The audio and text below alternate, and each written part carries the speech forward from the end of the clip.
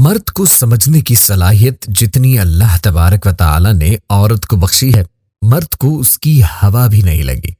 مرد کے معاملے میں خود اللہ پاک نے عورت میں وہ سینسر لگایا ہے جو دھواں سونگھ کر آگ کی خبر دیتا ہے۔ MBA شوہر دوست کو گھر لاتا ہے اور مڈل پاس بیوی اس کو 10 منٹ میں بتا دیتی ہے کہ اس کی نظر ٹھیک نہیں۔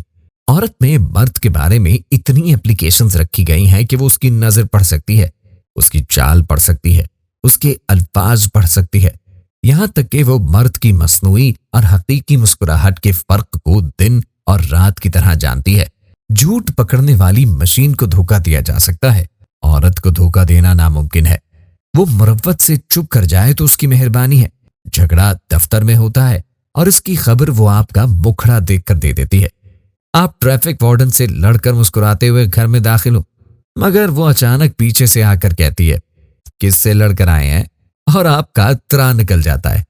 جس خدا نے عورت کو جسمانی طور پر نازک بنایا ہے، اس خدا نے نفسیاتی طور پر اس کو بڑا قوی بنایا ہے۔ پیغمبروں کی حفاظت عورت کو سونپی گئی۔ کتنے بڑے امتحان کے لیے بھولی بھاری مریم علیہ السلام کو چنا گیا۔ موسیٰ علیہ السلام کی ماں سے کیا کام لیا؟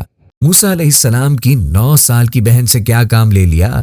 فرعون کی بیوی سے کیا کام لے لیا؟ اور شیخ مدین کی بیٹی نے باپ کے سامنے اجنبی موسیٰ علیہ السلام کا پورا کریکلم بیان کیا تھا یا نہیں؟ کیا وہ ان کو جانتی تھی؟ اسے کیسے پتا چل گیا کہ وہ مارشل آرٹس کے ماہر ہیں اور امین بھی ہیں، حیا والے بھی ہیں؟ جس اللہ نے عورت کو جسمانی طور پر کمزور بنایا ہے، اس اللہ نے ہی اسے نفسیاتی طور پر بہت مضبوط بھی بنایا ہے۔ لہٰذا عورتوں کو ہر لحاظ سے کمزور سمجھنا یہ مردوں کی غلط فہمی ہے، اور ایک عورت کو وہی مقام دینا چاہیے جو ایک مرد اپنے لیے حاصل کرنا چاہتا ہے۔